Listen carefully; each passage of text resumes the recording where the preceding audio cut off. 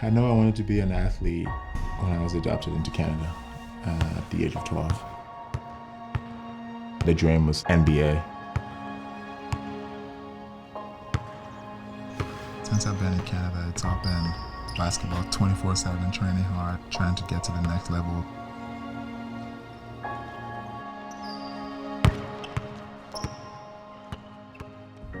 I'm like, yeah, I think I can do this. I think I can work myself hard enough to be able to play like semi-pro or professional.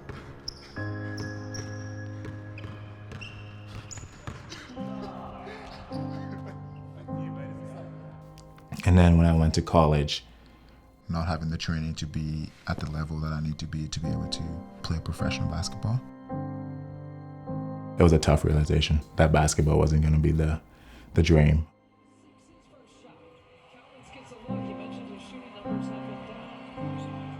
It took me a while to realize like, oh, no more sporting. That's it for me.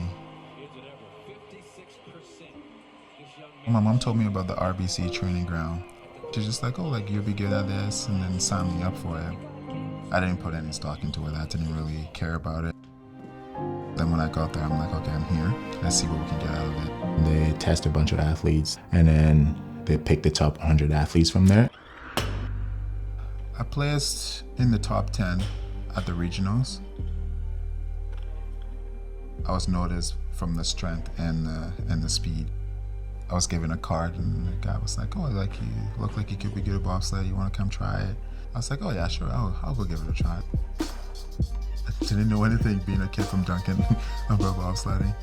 And they made me push. I almost tripped and didn't get it. I almost threw up. I'm pretty sure I almost cried too, so. I'll leave it running this time in case he falls again. It was a different feeling. People kept on telling me like, oh, like you could be good at this if you train. So that like motivated me to train really hard and find myself a coach and just see where it can take me.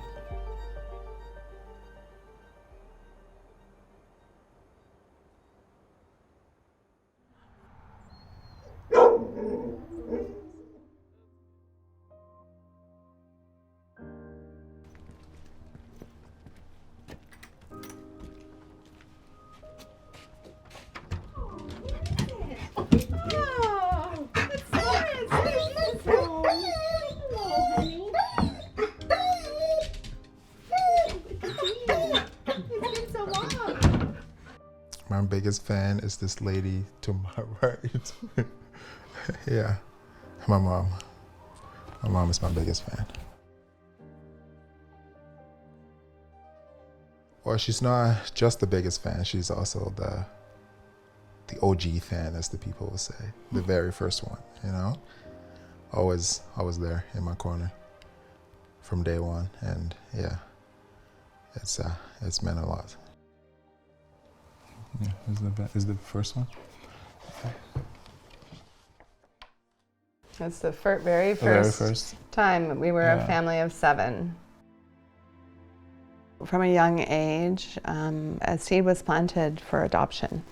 And then I met my husband, and we then had kids very soon.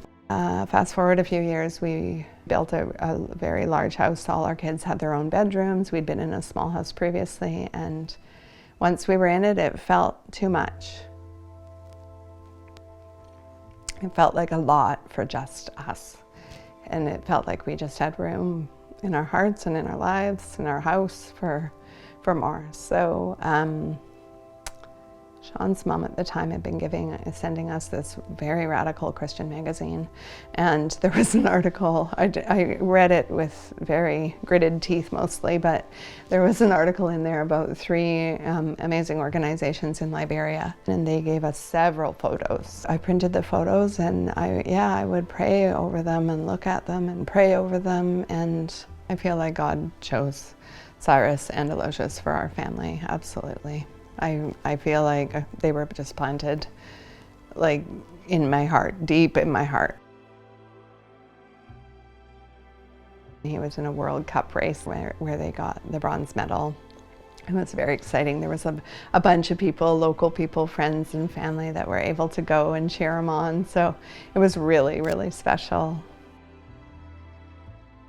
I told him recently how proud I am of him, and I said, but you know that I'm proud of the person you are, the man of integrity that you are, the kind, funny, like, it's all of those things that I love and am proud of. And of course I want success for you because that's what you want.